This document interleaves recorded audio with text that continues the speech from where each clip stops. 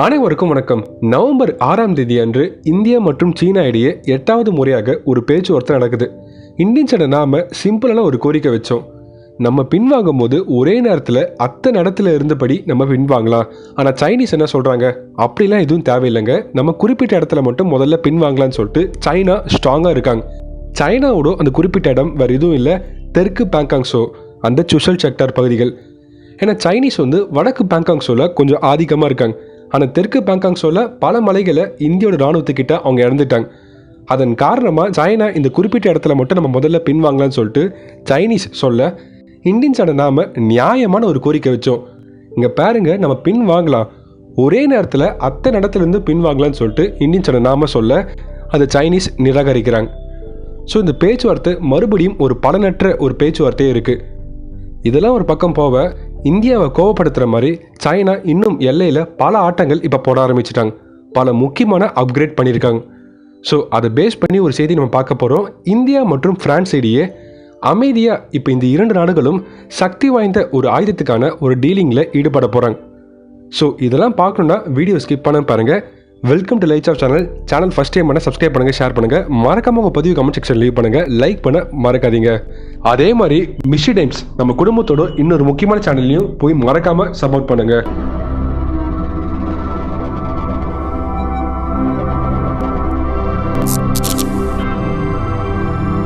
அண்மையில் இந்தியாவோட மாநிலமான அருணாச்சல் பிரதேஷ் எக்ஸாக்டாக அங்கேருந்து 160 கிலோமீட்டர் தள்ளி சைனா ஒரு ஏர்பேஸை உருவாக்குறாங்க. அந்த ஏர்பேஸ் முழுக்கவே இராணுவம் சம்பந்தமான அப்கிரேடை அவங்க பண்ண ஆரம்பிச்சிட்டாங்கன்னு சொல்லிட்டு டிட்ரெஸ்பா என்று அழைக்கப்படும் ஓப்பன் சோர்ஸ் இன்டெலிஜென்ஸ் அவங்க ரிப்போர்ட் பண்ணியிருப்பாங்க. அந்த செய்தியை நாங்களும் உங்ககிட்ட ரிப்போர்ட் பண்ணோம்.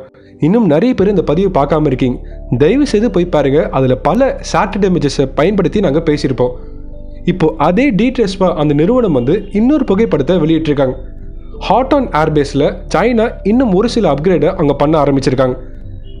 ஹாட்டான் அந்த ஏர்பேஸை பற்றி நிச்சயமாக அனைவருமே கேள்விப்பட்டிருப்பீங்க. இந்த 2 மாதங்களில் நம்ம லைட்ஸ் ஆஃப் சேனல்லே பல வாட்டி நம்ம பேசியிருப்போம். டிபெட்டுக்கு அடுத்ததாக ஜிங்ஜியாங்கில் இருக்க ஒரு முக்கியமான ஏர்பேஸ் அந்த ஹாட்டான் ஏர்பேஸில் தான் சைனா அவங்க நாட்டில் தயாரிக்கப்பட்ட 5ஆம் தலைமுறை போர் விமானம் என்று சைனாவால் நம்பக்கூடிய அந்த J-20 போர் விமானத்தை அவங்க நிறுத்தி வச்சுருப்பாங்க. இப்போ கூடவே இன்னொரு முக்கியமான விமானத்தை நம்மளால் பார்க்க முடியுது. அதை தான் டிட்ரெஸ்பா மறுபடியும் வெளிப்படையாக அவங்க வெளியிட்டிருக்காங்க. சைனீஸ் இப்போது நிறைய அன்மேன்டு ஏரியல் வெஹிக்கிள், அதாவது ஆளில்லா விமானத்தை இப்போ அங்கே நிறைய போய் நிறுத்த ஆரம்பிச்சிட்டாங்க. இந்த செய்தியை கேட்கும் போது இங்கேயோ கேட்ட மாதிரி இல்லைங்க. ஆமாம், சைனா இப்போ இந்த ஹாட்டான் ஏர்பேஸில் ட்ரோன்ஸை நிறுத்த காரணம் என்ன? சைனா இந்த ஒரே ஒரு ஏர்பேஸில் மட்டும் தான் ட்ரோன்ஸை நிறுத்தியிருக்காங்களா? இல்லை. அப்படி நீங்கள் கீழே வந்தீங்கன்னா பேங்காங் ஸோ அந்த நதிநீரில் இருந்து எக்ஸாக்டாக 200 கிலோமீட்டர் தள்ளி இருக்க குவான்சா என்று அழைக்கப்படும் அந்த ஏர்பேஸில் சைனா கிட்டத்தட்ட 6க்கும் மேற்பட்ட வகையான ட்ரோன்ஸ் அவங்க நிறுத்தி வச்சிருப்பாங்கன்னு சொல்லிட்டு ஒரு பதிவு நாங்கள் போஸ்ட் பண்ணியிருப்போம். அந்த பதிவுக்கான தம்ப்நெயில் தான் நீங்கள் பார்க்குறீங்க. சைனீஸ் அந்த பேங்காங் ஸோ அந்த நதிநீரில் ஏதாவது ஒரு ஆராய்ச்சி செய்ய விரும்புகிறாங்க. ஸோ அப்படி தான் அந்த பதிவு நாங்கள் ஸ்டார்ட் பண்ணியிருப்போம். அந்த பதிவு முழுக்கவே பல விஷயங்கள் நீங்கள் பார்த்துருப்பீங்க. சைனீஸ் கிட்ட இத்தனை வகை ட்ரோன்ஸ் இருக்குது. சைனீஸ் ரீசெண்டாக இங்கெங்கெல்லாம் இந்தியாவுக்கு எதிரான அந்த ஏர்பேஸில் சைனா கூட அந்த ட்ரோன்ஸ் அங்கே நிறுத்தி வச்சுருக்காங்க. ஸோ அந்த குவான்சா அந்த ஏர்பேஸில் அந்த ட்ரோன்ஸை பார்க்கும்போது அன்றைக்கி நம்ம கொஞ்சம் ஷாக்கிங்காக இருந்தோம். இப்போது அதே மாதிரி சைனாவோட இன்னொரு முக்கியமான ஏர்பேஸ், ஒரு பக்கம் J-20 போன்ற அதிநவீன விமானங்கள் கூடவே இப்போது அந்த ட்ரோன்ஸையும் நிறுத்தி வச்சுருக்காங்க. ஸோ CASI என்று அழைக்கப்படும் China aerospace study institute. So சைனீஸை பற்றி அவங்க படிப்பாங்க. இப்போ அவங்க என்ன ரிப்போர்ட் பண்ணுறாங்கன்னா, அந்த ஹாட்டான் அந்த ஏர்பேஸில் மட்டுமே கிட்டத்தட்ட 24 விமானங்கள் இருக்குது. ஸோ ஒரு பக்கம் ஹெலிகாப்டர்ஸ் வச்சுருக்காங்க, இன்னொரு பக்கம் எலக்ட்ரானிக் வார்ஃபேர் கொண்ட விமானங்களும் அவங்க வச்சுருக்காங்க. அது இல்லாமல் சீனாவின் கண்கள் AWACS airborne warning and control system, நம்ம எல்லாருக்கும் தெரிஞ்ச மாதிரி KJ-500. ஆனால் அந்த KJ-500 சமாளிக்கக்கூடிய திறன் இந்தியன்ஸோட நம்மக்கிட்ட இருக்குது. அதுக்கு காரணம் இப்போ இந்தியன்ஸ் அண்மையில் டெஸ்ட் பண்ண அந்த BrahMos air to air missile. அதை பேஸ் பண்ணி நாங்கள் ஒரு பதிவு போட்டிருப்போம். இன்றைக்கி நான் பேசுகிற இந்த டாபிக் எல்லாமே லைட்ஸ் ஆஃபோட ரெகுலர் ஃபாலோவராக இருந்தீங்கன்னா ரொம்ப விரும்பி கேட்பீங்க. ரொம்ப எளிமையாகவே நாங்கள் உங்ககிட்ட என்ன சொல்ல வரோன்னு சொல்லிட்டு உங்களுக்கு புரியும். ஸோ சைனா அந்த குவான்சா அந்த ஏர்பேஸில் ஆளில்லா விமானங்கள் மட்டும் இல்லாமல் ஆன்டி சப்மரைன் வார்ஃபேர் என்று அழைக்கப்படும் அந்த போர் விமானத்தை கூட அங்கே நிறுத்தி வச்சுருப்பாங்க. அந்த பதிவில் நாங்கள் ரொம்ப விரிவாக பேசியிருப்போம். கூடவே உக்ஸா கட்டா என்று அழைக்கப்படும் இன்னொரு ஏர்பேஸில் நிறைய ஆளில்லா விமானத்தை அவங்க நிறுத்தி வச்சுருப்பாங்க. இப்போ இதுக்கு மத்தியில் தான் அண்மையில் ஹாட்டான் என்று அழைக்கப்படும் இந்த ஏர்பேஸில் சைனா இப்போ திரும்பியும் அந்த ஆளில்லா போர் விமானத்தை அவங்க நிறுத்த ஆரம்பிச்சிட்டாங்க. ஸோ இதெல்லாம் பார்க்கும்போது சைனீஸ்க்கு சொந்தமான இந்தியாவுக்கு எதிராக கட்டப்பட்ட அத்தனை ஏர்பேஸ்லையும் கூடவே ஆளில்லா போர் விமானத்தை அவங்க நிறுத்தி வைக்கிறாங்க. அதாவது ஒரு போர் விமானம் மற்றும் ஆளில்லா போர் விமானம். சைனா எவ்வளோ தான் பண்ணாங்கன்னு கேட்டிங்கன்னா இல்லைங்க, சைனா அண்மையில் இன்னொரு விஷயத்தையும் அவங்க பண்ணியிருக்காங்க. சைனாவோட ஒரு முக்கியமான நிறுவனம் டாங்ஃபங் மோட்டார் குரூப். இப்போ டாங்ஃபங் மோட்டார் குரூப்போட 3rd ஜென்ரேஷன் வாகனமான மெங்ஷி என்று அழைக்கப்படும், இப்போ நீங்கள் புகைப்படத்தில் பார்க்குறீங்களா, இந்த வாகனத்தை டிபெட் கமாண்டிங் ஃபோர்ஸுக்கு சைனா வந்து பேட்சாக கொடுக்க ஆரம்பிச்சிட்டாங்க. இந்த வாகனத்தை கொடுக்க காரணம் என்ன? சைனாவோட ஒரு இராணுவ படை வீரர்களும் பல கிலோமீட்டர் வந்து நடந்து தான் போகணும். ஏன்னா அது எல்லாமே மலைப்பகுதி மற்றும் ஆஃப் ரோட். ஸோ அங்கே நீங்கள் அவ்வளோ எளிமையில் இந்த வாகனத்தை பயன்படுத்த முடியாது. பட் அந்த மாதிரி ஆஃப் ரோட்டில் கூட எளிமையாக போகக்கூடிய திறன் பெற்ற ஒரு வாகனம் இந்த மெங்ஷி, 3rd ஜென்ரேஷன் மெங்ஷி. சைனீஸ் இந்த மெங்ஷியை அங்கே எடுத்துகிட்டு போய் டிப்ளை பண்ண ஒரு முக்கியமான காரணமே இந்தியன்ஸான நாம தாங்க. ஏன்னா இந்தியன்ஸான நாம இப்போ அண்மையில் தான் 2 வாகனத்தில் இந்த வாகனத்தை நம்ம வாங்க போகிறோம்னு சொல்லிட்டு டிசைட் பண்ணுற இந்த நேரத்தில் தான் சைனா அந்த மெங்ஷியை அங்கே எடுத்துகிட்டு போய் டிப்ளை பண்ணியிருக்காங்க. நிறைய எக்ஸ்பர்ட்ஸ் என்ன நம்புகிறாங்கன்னா, இந்தியன்ஸால் உருவாக்கப்பட்ட கல்யாணி M4 என்று அழைக்கப்படும் அந்த வாகனம் வந்து இதுக்கு நிகரான ஒரு வாகனம். சொல்லப்போனால் இது விடவே கல்யாணி M4 தான் திறன்பட செயல்படும். கூடவே டாடா மற்றும் DRDO இணைந்து இன்னொரு வாகனத்தை உருவாக்குறாங்க, WHAP. ஸோ ஒரு பக்கம் கல்யாணி M4, இன்னொரு பக்கம் WHAP. இது எல்லாமே சைனாக்கு நல்லாவே தெரியும். ஸோ நம்மளுக்கு இப்போவே முன்கூட்டியே சைனீஸ் எதாவது பண்ணணும்ல, அதன் காரணமாக தான் சைனாவோட இந்த டாங்ஃபங் இந்த மோட்டார் குரூப் கம்பெனி வந்து 3rd ஜென்ரேஷன் மெங்ஷியை அவங்க எடுத்துன்னு வந்து டிப்ளை பண்ணியிருக்காங்க. இதுக்கு முன்னாடி சைனா அங்கே இந்த வாகனத்தை டிப்ளை பண்ணாங்கன்னா டாங்ஃபங் CSK-131ன்னு சொல்லிட்டு அழைப்பாங்க. இப்போ அந்த வாகனத்தோட ஒரு அப்கிரேட் வெர்ஷன் தான் இந்த வாகனம். இந்த வாகனத்தால் எளிமையாகவே ஆஃப் ரோடில் போக முடியும். கொஞ்சம் ஸ்பீட் அதிகம், சின்ன சின்ன மிஷின் கன் கூட இந்த வாகனத்தால் எளிமையாக சுமந்து செல்ல முடியும். ஸோ இதெல்லாம் பேஸ் பண்ணி தான் சைனா இப்போ முன்கூட்டி இந்த வாகனத்தை எடுத்துன்னு வந்து நிறுத்தி வச்சுருக்காங்க. ஒரு பக்கம் வாகனம், இன்னொரு பக்கம் சைனாவுக்கு சொந்தமான அத்தனை ஏர்பேஸ்லையும் அவங்க அந்த ஆளில்லா போர் விமானத்தை நிறுத்த ஆரம்பிச்சிட்டாங்க. நான் சொன்ன அத்தனை நியூஸுமே நீங்கள் கனெக்ட் பண்ணி பார்த்தீங்கன்னா உங்களுக்கு புரியும், சைனா இப்போ எல்லையில் இந்த அளவுக்கு ஆட்டம் போட்டுன்னு இருக்காங்க. பட் இவ்வளோ பண்ணிவிட்டு நம்மக்கிட்ட வந்து நார்மலாக நாங்கள் உங்ககிட்ட அமைதியை விரும்புகிறோம், ஸோ நாங்கள் சொன்ன இந்த குறிப்பிட்ட இடத்துல மட்டும் நீங்கள் பின்வாங்கி போனீங்கன்னா நாங்களும் பின்வாங்குறோன்னு சொல்லிட்டு சைனா சொன்னால் யாருங்க கேட்பா? அதன் காரணமாக தான் இந்தியன்ஸான நாம நியாயமான ஒரு கோரிக்கை வச்சோம். நாம் ஒரே நேரத்தில் பின்வாங்கி போகலாம், அத்தனை இடத்துல இருந்தோம். ஆனால் அந்த சைனா ஒப்புக்கொள்ளவே இல்லை. ஸோ பார்க்கலாம் இந்த பிரச்சனை இந்த அளவுக்கு போகுதுன்னு. 2வது செய்தி, இந்தியா மற்றும் பிரான்ஸ் இப்போ இந்த 2 நாடுகளும் அமைதியான பல டீலிங்கில் ஈடுபட ஆரம்பிச்சிட்டாங்க. ஹேமர் மிசைல், அதை பற்றி நேற்று பதிவில் நீங்கள் பார்த்துருப்பீங்க. நேற்று செய்திகளில் நீங்கள் பார்த்துருப்பீங்க. ஃப்ரான்ஸ் வந்து இப்போ ஒரு முக்கியமான முடிவு எடுத்திருக்காங்க. ஏற்கனவே 5 ரஃபேல் போர் விமானத்தை நம்ம பிரான்ஸ் கிட்டேருந்து வாங்கிட்டோம். அது இல்லாமல் இப்போ அண்மையில் தான் 3 ரஃபேல் போர் விமானங்கள் நம்ம நாட்டுக்குலாம் இப்போ வந்துடுச்சு. இப்போ இந்த ரஃபேல் போர் விமானத்துக்கான ஒரு முக்கியமான ஏவுகணை அந்த ஹேமர். இந்த ஹேமர் மிசைல் வந்து ஒரு ஏர் டு கிரவுண்ட் மிசைல். 50லிருந்து 70 கிலோமீட்டர் இருக்கும் போகக்கூடிய ஒரு GPS ட்ராக்கிங், ஒரு நைட் விஷன், அதாவது டே அண்ட் நைட் 2 நேரத்துலையும் இதை பயன்படுத்தலாம். இந்த மிசைலோட ஒரு சிறப்பு அம்சம் என்னதுன்னா, லைட்ஸ் ஆஃப் சேனலை ரெகுலராக ஃபாலோ பண்ணுறவங்களுக்கு நான் சொல்ல போகிற இந்த கண்டென்ட் புரியும். யாருமே கடுப்பாவதீங்க, என்னப்பா சொல்லலாம் அது மாதிரி சொல்கிறான்னு. நாங்கள் சொல்கிறோன்னா அதில் நாங்கள் பேசியிருக்கோம். கிராசுகா 4 என்று அழைக்கப்படும் ஒரு எலக்ட்ரானிக் வார்ஃபேர் ரஷ்யன்ஸ் கிட்ட இருக்குன்னு சொல்லிட்டு ரீசெண்டாக நம்ம ஒரு பதிவு பார்த்துருப்போம். அந்த அர்மீனியா அசர்பைஜான் அந்த போரில் அந்த கிராசுகா 4 அந்த ஆயுதத்தை பயன்படுத்தி அவங்க இந்த ஏவுகணை அந்த நாட்டை நோக்கி வந்தாலும் அதால் ஜாம் பண்ண முடியும்னு சொல்லிட்டு நம்ம பார்த்துருப்போம். ஸோ இந்த ஹேமர் போன்ற ஏவுகணையால் அவ்வளோ எளிமையாக ஜாம் பண்ணவே முடியாது. ஸோ நாளைக்கே சைனீஸ் ஏதாவது ஒரு எலக்ட்ரானிக் வார்ஃபேர் கொண்டு ஒரு அட்டாக் நம்மளை பண்ணால் கூட ரஃபேல் போர் விமானத்தில் இருக்க இந்த ஹேமர் இந்த ஏவுகணை வந்து அவ்வளோ எளிமையாக ஜாம் பண்ணவே முடியாது.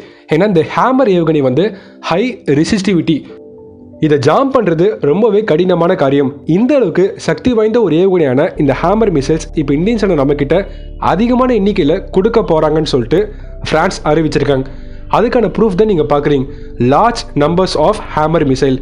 இது நிச்சயமாக இந்தியாவோட அந்த ரஃபேல் விமானத்துக்கு ஒரு மிகப்பெரிய சக்தியாக இருக்கும். கூடவே அவங்க இன்னொரு தகவலையும் ரொம்ப உறுதியாக தெரிவிச்சிருக்காங்க.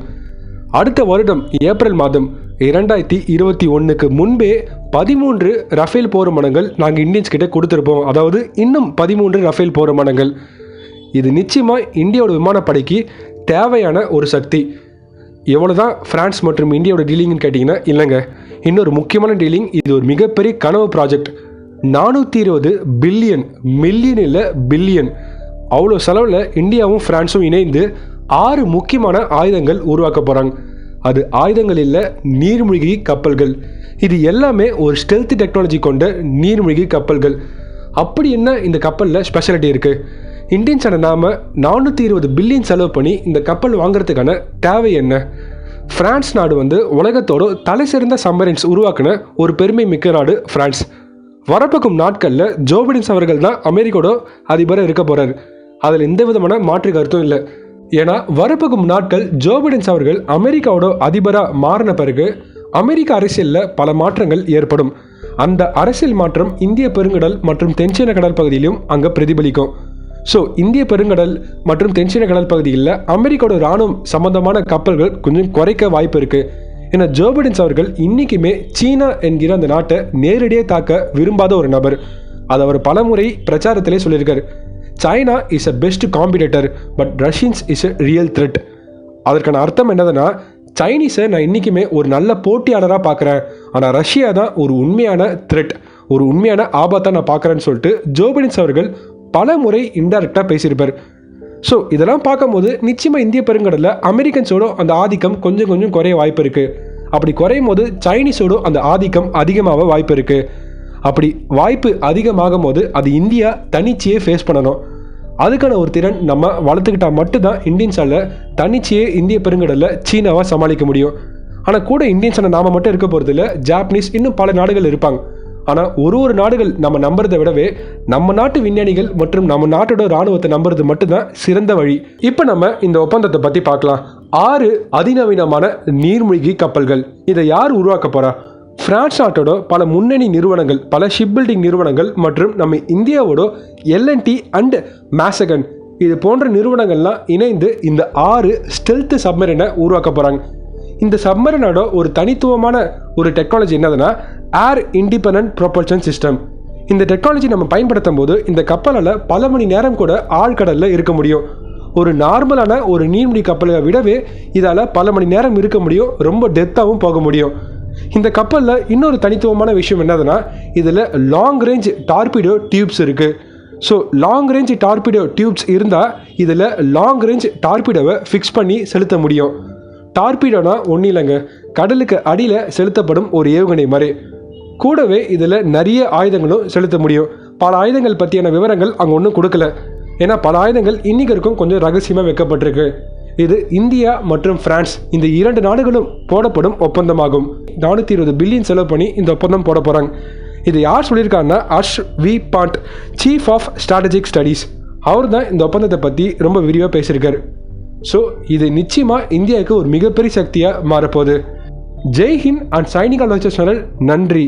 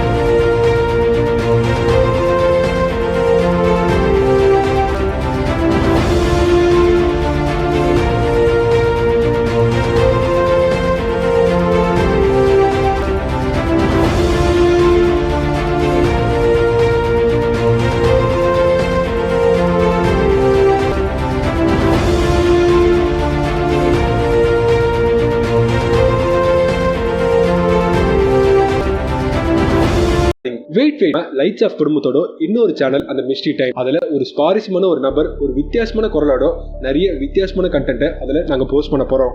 ஸோ மறக்காம எப்படி நீங்கள் லைட்ஸ் ஆஃப் குளோபல் நியூஸை சப்போர்ட் பண்ணுறீங்களோ அதே மாதிரி அந்த மிஸ்ட்ரி டைமையும் சப்போர்ட் பண்ணுங்க. அது நம்ம குடும்பத்தோட இன்னொரு முக்கியமான சேனல். அதுக்கான லிங்க் நான் டிஸ்கிரிப்ஷன் பாக்ஸில் கொடுக்குறேன், கமெண்ட் செக்ஷனோட ஃபர்ஸ்ட் கமெண்ட்லையும் கொடுக்குறேன். ஸோ மறக்காம மிஸ் பண்ணாமல் பாருங்க.